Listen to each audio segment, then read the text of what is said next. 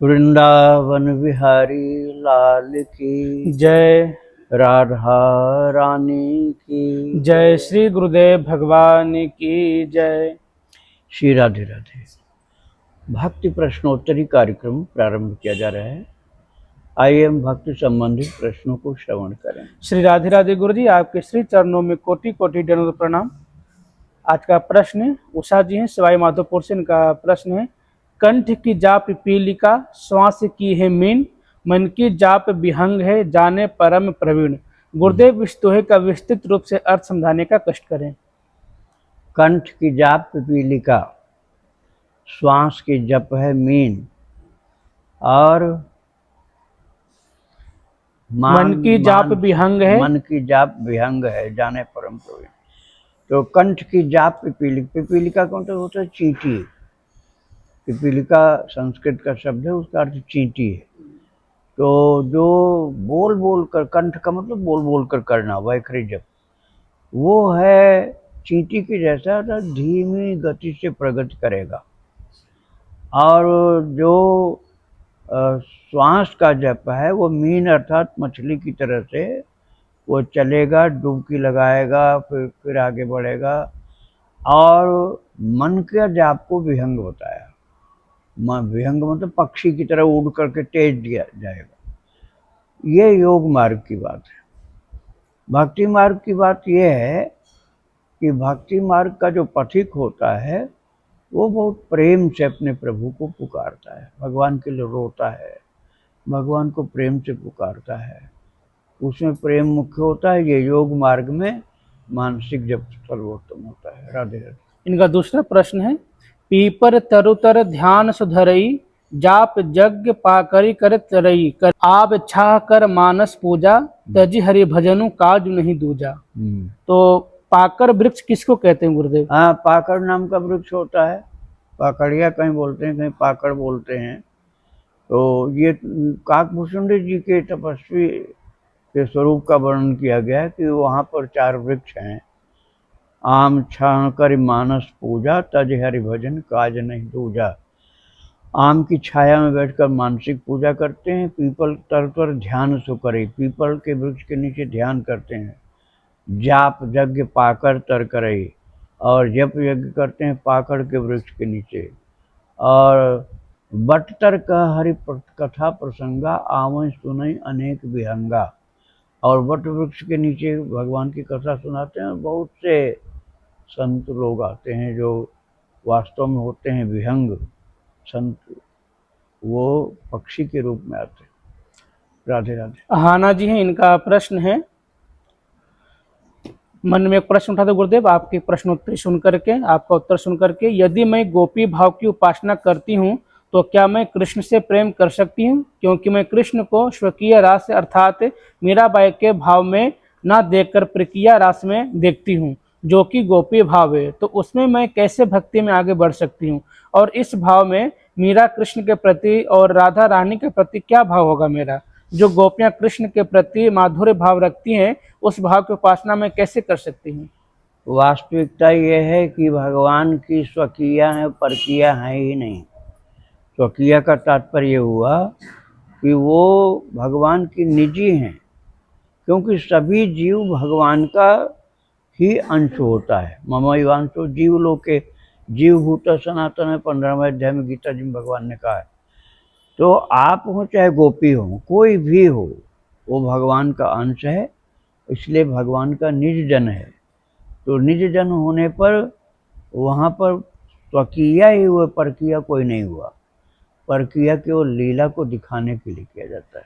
राधे राधे। नाम गुप्त गुरु जी, इनका प्रश्न है, मैंने पूज्य श्री करुणदास जी महाराज के सत्संग में ऐसा सुना है कि मीरा जी का कांता भाव था, पति मानती थी कृष्ण को, पर उन्हें फिर उद्धव जी का सत्संग प्राप्त हुआ और निकुंज में कुछ देर रहने को मिला। तब उन्होंने निकुंज में रहने की इच्छा प्रकट की, पर उन्हें द्वारिका लीला में भेजा गया उनके भाव अनुसार। फिर जब उनका वहाँ टाइम खत्म होगा तब वह निकुंज में प्रवेश प्राप्त करेंगे। पूज्य करुणदास जी का कहना था कि कोई भी कांता गोपी भाव हो, अंत में तो निकुंज में ही आना होता है, बस घूम फिर के आते हैं कांता गोपी भाव वाले। क्या यह सत्य है कि निकुंज में राधा भाव होकर श्री कृष्ण का रस आस्वादन किया जाता है? देखो, जब भगवान से प्रेम होगा और उसके प्रेम के कारण ठाकुर जी रिझे होंगे, तो भगवान उसको किसी भी लोक में ले जा सकते हैं और उनके लिए भक्त के लिए कुछ भी बाकी नहीं रहता है। ठाकुर जी अपने भक्त के लिए सब कुछ सुलभ कर देते हैं। गोलोक में, साकेत में, वैकुंठ में, निज धाम में, परम धाम में, जहाँ जहाँ घूमना चाहता है वो ठाकुर जी उसको सब दिखा देते हैं और जहाँ चाहता है वहाँ रखते हैं। भगवान को अपना बना करके उनसे प्रेम करने की जरूरत है। इसके बाद भक्त की कोई अभिलाषा भगवान अधूरी नहीं छोड़ते हैं। वो जहाँ जाना चाहता है वहाँ ले जाते हैं। भगवान के लिए कोई नियम नहीं लागू होता है, कर्म शुभाशुभ तुम्हें निबाधा। भगवान अपने भक्तों के प्रेम को देखकर उसकी भावना के अनुसार हर जगह पहुंचा देते हैं। राधे राधे। प्रश्न है गुरु जी, ओम नमः शिवाय कितने अक्षर का मंत्र है और नमः में कितने शब्द हैं? नमः 2 अक्षर का है, शिवाय 5 अक्षर, 3 अक्षर का, तो दोनों मिला करके 5 हो गए। ओम में नहीं लगाओ, नमः शिवाय पंचाक्षरी मंत्र। इनका दूसरा प्रश्न है, दीक्षा लेने के बाद क्या नाम जप करना चाहिए या दीक्षा मंत्र का ही जप करना चाहिए? यदि नाम में प्रेम पहले से है तो नाम जप करना चाहिए, और नाम का अभ्यास नहीं है तो दीक्षा मंत्र का ही करना चाहिए। केशकाल जी हैं छत्तीसगढ़ से। इनका प्रश्न है, भगवान पितृपक्ष में स्वप्न में शरीर त्यागे हुए बड़े भाई को देखा, इसका क्या अर्थ है? उनको गए 1 वर्ष हो गए और ऐसे भी स्वप्न उनके आते रहते हैं, कुछ बात नहीं करते पर स्वप्न में दर्शन देते हैं, इसका क्या अर्थ है? स्वप्न में दर्शन देने का मतलब है कि वे आपके माध्यम से अपना उद्धार चाहते हैं। वो चाहते हैं कि आप उनके उद्धार के लिए कुछ करिए। तो आपको करना ये है कि भगवान नाम संकीर्तन करवाओ। कीर्तन करने वाले लोग सात्विक होने चाहिए, नशा करने वाले नहीं होने चाहिए। और गायों के लिए हरा चारा डालो, और यदि चाहो आप तो उनका श्राद्ध पिंड दान तर्पण भी कर सकते हो। राधे राधे। रीना रावत जी, इनका प्रश्न है, गुरुजी मैं उत्तराखंड से हूँ। गुरुजी घर के मंदिर में सुबह शाम जोत जलाती हूँ। गुरुजी श्रावण के आखिरी सोमवार से दीपक नहीं जल रहा है। दीपक में सरसों के तेल में जलती थी। मैंने सोचा कि सरसों का तेल क्या पता खराब हो। गुरुजी मैंने तिल के तेल में दीपक जलाया, उसमें भी नहीं जला। जैसे जलाती हूँ थोड़ी ही देर बाद बुझने लग जाता है, उसमें तेल भी रहता है, बाती भी सही है। गुरुजी मेरे से कुछ अपराध हो गया होगा या भगवान कुछ संकेत देना चाहते हैं? गुरुजी कृपा करके मेरा मार्गदर्शन कीजिए, मैं क्या करूं? मेरा मन पूजा में नहीं लग पाता, मैं नाम जब भी नहीं कर पाती हूँ वहां से उठ जाती हूँ। भगवान क्या मुझसे नाराज हैं? ऐसा सोचती हूँ मैं। भगवान किसी से नाराज नहीं होते हैं। नाराज होते हैं सांसारिक लोग। सांसारिक लोगों को कुछ लेना देना रहता है, नाराज होते हैं। भगवान को कुछ लेना ही नहीं। भगवान सदा ही सबको अपना मानते हैं। दीपक जलने न जलने से भगवान अपने पराये नहीं हो जाते। भगवान से प्रेम करना है और उनके भक्तों का चरित्र सुनना है। बस प्रेम की लौ जला कर रखो, प्रेम की लौ जला करके रखो। दिया चाहे जलाओ चाहे मत जलाओ। राधे राधे। प्रश्न है गुरुजी, गुरुदेव पहले मैं सबकी पूजा अर्चना करती थी और उससे ही भक्ति समझती थी। अब आपके बताया अनुसार केवल सर्वप्रियतम प्रभु नारायण की पूजा करती हूँ। मेरा प्रश्न है कि नवरात्रि में देवी जी का कलश रखना और नवमी पूजा करना क्या अब छोड़ दूं या फिर पहले की तरह ही करती रहूं? देखो, अपने इष्ट देव से प्रेम करो। ये तुम्हारे इष्ट देव कृष्ण हैं तो उनसे प्रेम करो। राम जी उनसे करो, राम कृष्ण एक ही हैं। जब तुम्हारे अंदर भगवान के प्रति श्रद्धा भाव प्रेम होगा तो तुम्हें भगवान के अलावा दूसरी जगह जाने का मन ही नहीं हो सकता है। अब जब तुम्हारे अंदर प्रेम नहीं भगवान से तो सबसे डरते रहोगे वो नाराज न हो जाएं, वो देवता न नाराज हो जाएं, उनको कैसे छोड़ दूं, हमारा विनाश न कर दें। तो ऐसी भक्ति नहीं हो सकती। भक्ति में तो एक अपने प्रभु से प्रेम किया जाता है। राधे राधे। इनका दूसरा प्रश्न है, गुरुदेव मैंने एकादशी का व्रत शुरू किया और उसका फल मुझे मिला कि प्रभु ने मुझे अपना लिया। मुझे वृंदावन बुलाया, बांके बिहारी जी के मंदिर के दर्शन कराए। वहां से लौटने के बाद मन में प्रभु के प्रति प्रेम और सेवा भाव बहुत बढ़ गया है। कृपया बताइए क्या प्रभु के किस स्वरूप से ज्यादा प्रेम करना उचित है और मेरे इष्ट देव कौन हुए?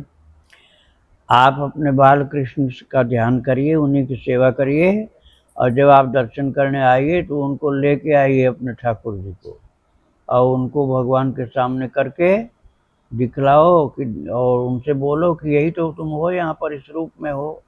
भगवान को अपने प्रभु के रूप में ही हर जगह देखो, तो तुम्हारे लिए भगवान सर्वसुलभ रहेंगे। राधे राधे। इनका अगला प्रश्न है, गुरुदेव जी मेरी उम्र 54 साल की है और मैंने बहुत समय व्यर्थ गवाए। अब प्रभु को मैं भोग लगाए बिना कुछ नहीं खाती और लहसुन प्याज बैगन मसूर दाल आदि त्याग चुकी हूँ। पहले प्रभु से मुक्ति की कामना करती थी, पर अब केवल निष्काम भाव से भक्ति कर रही हूँ। तो मेरा प्रश्न यह है कि क्या यह भक्ति का सही मार्ग है, और क्या मेरी तृष्णा सच में समाप्त हो चुकी है? तृष्णा समाप्त तो तब मानिए जब भगवान के लिए ही तृष्णा रहे, संसार के लिए न रहे। और मुक्ति भी भगवान से नहीं मांगते हैं जो उच्च कोटि के भक्त हैं। भरत जी ने क्या कहा था तीर्थराज प्रयाग से, अर्थ न धर्म न काम रुचि, गति न चहु निर्वाण, जन्म जन्म रति राम पद, यह वरदान नाम। श्री भरत जी कहते हैं कि हे प्रयागराज महाराज, मुझे न अर्थ चाहिए, न धर्म चाहिए, न काम रुचि मेरी है। मैं तो एक बार नहीं अनंत बार जन्म लेने को तैयार हूँ, किंतु हर जन्म में मुझे भगवान के चरणों में प्रेम हो। मुझे केवल प्रभु के चरणों का प्रेम चाहिए। श्री राधे राधे। प्रश्न है गुरु जी, बाबा हनुमान जी की गायत्री कब करना चाहिए और कैसे? हनुमान जी की गायत्री का जप बिल्कुल नहीं करो, बिल्कुल नहीं करो, नहीं तो नुकसान हो सकता है। कारण यह है कि हनुमान जी की गायत्री जपने के लिए पूर्ण शुद्ध पवित्र ब्रह्मचारी होना चाहिए। सबसे अच्छा ये है कि हनुमान जी को राम राम राम राम सुनाओ। श्री राम जय जय राम, श्री राम जय जय राम, यही हनुमान जी को सुनाओ, प्रसन्न हो जाएंगे। और तुमने यदि ब्रह्मचर्य की रक्षा नहीं की और हनुमान जी की गायत्री का जप किया तो बहुत ज़्यादा दंड देंगे। इसलिए हनुमान जी की गायत्री का जप मत करना। राधे राधे। अनीता जी हैं हरिद्वार से, इनका प्रश्न है, गुरुदेव के चरणों में कोटि कोटि नमन। मेरा प्रश्न है कि मैं लड्डू गोपाल जी की सेवा करती हूँ, दीक्षा नहीं ली है, क्या मैं तुलसी माला से कृष्ण महामंत्र का जाप कर सकती हूँ? हाँ बिल्कुल कर सकते हैं आप। राधे राधे। और इनका दूसरा प्रश्न है, गुरुदेव कुछ टाइम से संसार में मन नहीं लगता है सब मोह माया है, मन में कृष्ण दर्शन की लालसा है, भगवान जी के दर्शन कैसे प्राप्त होंगे, भक्ति में आगे कैसे बढ़ेंगे, कृपया मार्गदर्शन करें। इसके लिए आपको भक्त चरितावली खूब सुननी है, और संसार की बातों में नहीं आपको पढ़ना है, न किसी से बात करनी है, सांसारिक बात न करनी है न सुननी है। भक्त चरितावली आप निकालो, यूट्यूब में भक्ति आश्रम में जाओ और प्रतिदिन भक्तों का संतों का चरित्र सुनते रहो। उसी से तुमको प्रभु से प्रेम होगा और मन में शांति होगी। राधे राधे। पूनम जी हैं कनाडा से, इनका प्रश्न है, गुरुदेव मैंने कहीं सत्संग में सुना था या देखी थी कि कबीरदास जी ने कहा है कि स्त्री के मृत शरीर को अकेले नहीं छोड़ना चाहिए, न उसे छूना चाहिए। इसके पीछे क्या है? ये केवल स्त्री के लिए नहीं है, पुरुष के लिए भी है। किसी की डेड बॉडी को अकेले छोड़ना नहीं चाहिए, उसके साथ रहना चाहिए, नहीं तो उसमें प्रेत के प्रवेश होने का भय रहता है। यदि वो भक्त रहा होगा जिसने शरीर छोड़ा है तो प्रेत प्रवेश नहीं कर सकता है, और यदि भक्त नहीं था और अकेला रह गया उसका शरीर तो प्रेत का प्रवेश हो जाएगा। भक्त होगा तो ये कोई डर नहीं। और यदि कोई ऐसा है जो भक्त नहीं, उसका शरीर छूट गया है, तो उसके पास कोई संत कोई भक्त होंगे तो प्रेत उसको स्पर्श भी नहीं कर सकता है। श्री राधे राधे। हिमांशु जी हैं पंजाब से, इनका प्रश्न है, जब उपांशु नाम जप करते हैं उस समय जब जीभ दांत को टच करती है तो उस समय टक टक की हल्की आवाज आती है, क्या यह गलत है? ये कुछ भी गलत नहीं है। जीभ का हिलना, होठ का हिलना, ये उपांशु जप में शामिल है। जब जो होठ भी नहीं हिले, जीभ भी नहीं हिले तो उपांशु नहीं होता, फिर मानसिक जप हो जाता है।